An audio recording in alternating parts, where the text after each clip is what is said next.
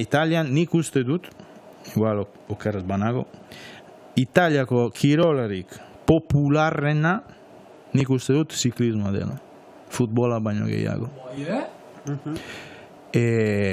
Guk dauzkagu mito batzuk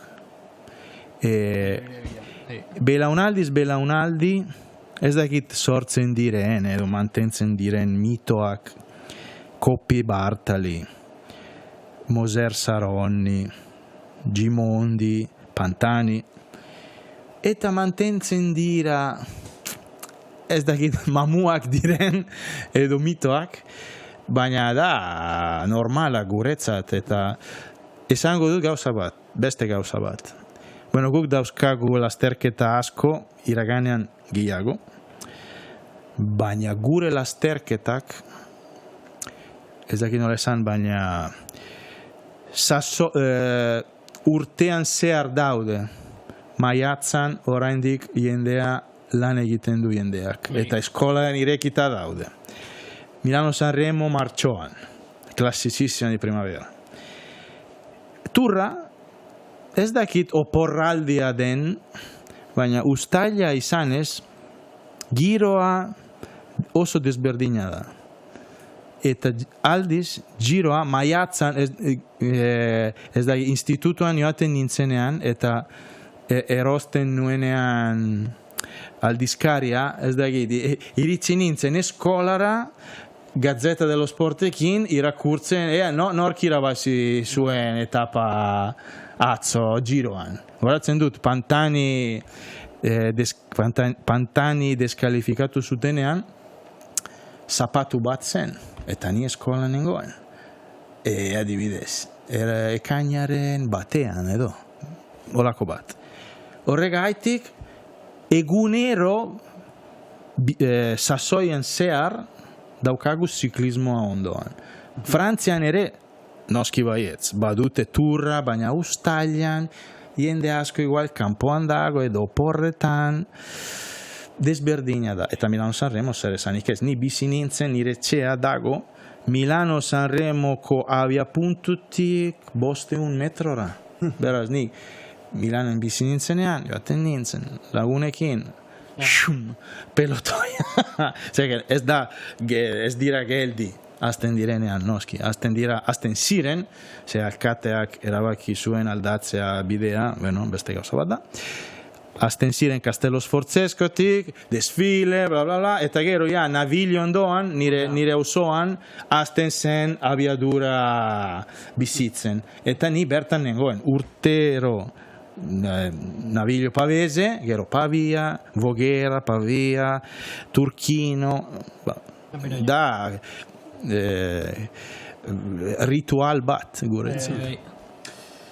Bueno, hemen galderak banitxun prestatuta, baina justo galdera hoiei erantzuna ematen ez nekien, ari zara? Ez nekien zera eta justu horren inguruan, ez? Ikaldetu behar notzun, italiar, ziklismo, zaleak, tifosiak nola bizitzen duten txirrindularitza, orain dela gutxi ikusi dut, portada, lekipen 6 jarri dute, PSG-ek Championseko semifinala du, eta portada 6 turrera doala. Da, normala. Zoratu beharrean ere daude.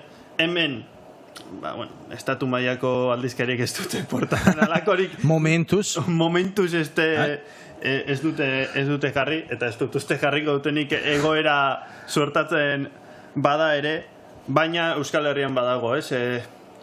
Lekutara joateko eta animatzeko horitanik, eta gu biok izan gara ja Italian, Milano-Sanremo. Ikusi dut zure bidea. Ikusi genuen, nik esan bezala estrade ikusteko aukea izan dut, eta hor zapaldu zenuen l'estrade bianche. Bai, Le Tolfen egon nintzen. Eta Pogačarrek beti egiten du gutxi gora bere erasoak normalean. Bai. Eta hortxe egon nintzen, eta nik uste Belgikan ere Erasmusa pasa ostean erdimaiako zerbait dela esango nuke Euskal Herriko zaleen eta Belgikarren artean. Belgikarrak oso hotzak direla, eta festa dago, eta nik uste hartze dutela festatik italiarrek, eta euskaldunetik igual animatzeko grin hori. Zen Belgikan ez dago aurren beste animatzen dute, baina asko euren txirrendulariari edo orduan pixkat bietatik edaten duten sentsazio hori ematen dit, baina agian zuk bizi izan duzunez.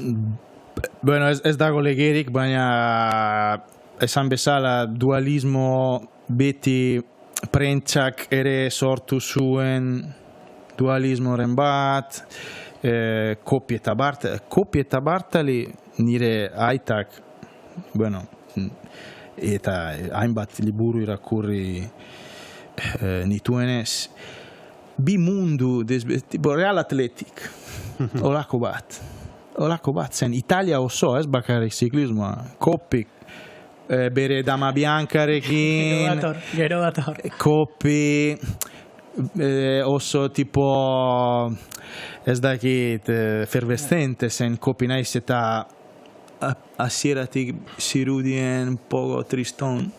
Bartali katolikoa, zera eskuindarra erligiosoa. Eskuindarra eta bueno, erligiosoa, bere alaba bat, monja bat bihurtuko zen, Bartali beti eskorra, bere saldi bat, storico bat bihurtu da esan molde bat. Italia è tutto sbagliato, è tutto da rifare, dana okertuta, dana berregin behar dugu. Bartali nena da.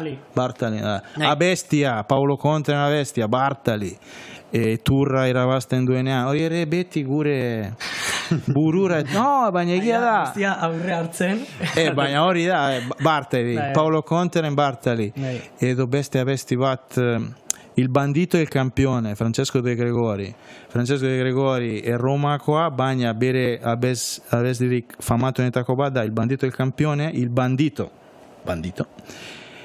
Constante Girardengoren lagunik onena zen kriminal bat, eta abesti horrek historia hori kontatzen du, bai Girardengo, bai grande campione, bla bla bla, oso polita da bestia, eta irratian entzuten duzu, programetan entzuten duzu, beraz gure odolean dago ziklismoa. Kopia adidez gero ez dugu aipatuko, baina kuriosoa iruditu zitzaidan, Kopiren kasuan, aita santuak ere deusestatu edo... Bai, baina bera zen legez kanpo. Legez kanpoko bat, baina tipoa... esen punk bat, tipo normal bat, baina bazuen maitale bat, Dama Bianca, maitale oraindik eskonduta zegoen bere senararekin, eta Italian, gara hartan, katolizismo petoan. Eskandalo bat zen, eta hil zenean, gainera Kopi oso gazte hil zen, 41 urtekin, eta nola oso modu tragikoan, Kopi pantani bezala, mitoa bihurtzen da.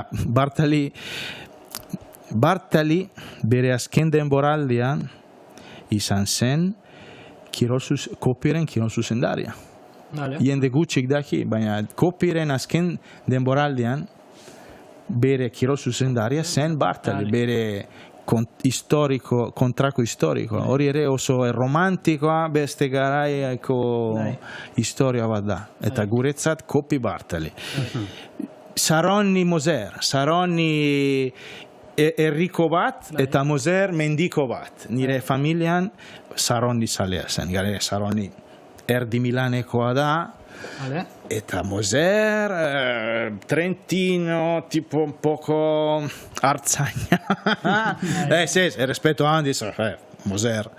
Baina Saronni, Gaztea, Jatorra, Moser, beti lanean, beti, eske bi mundu desberdinak, oso Saronnik talentu baino gehiago bazuen. Moser langile mordo bat, nola lantzen zuen bizikleta, nola ditzen da, orduaren errekorra egiteko, Mexikon olako gurpila handiak. Saronni, Saronik irabazi zuen munduko txapelketan, batez ere gurpila txupatzen, eta gero iesaldi azken kilometro fuera, la fucilata di Greenwood, adibidez, Saronik irabazi zuen.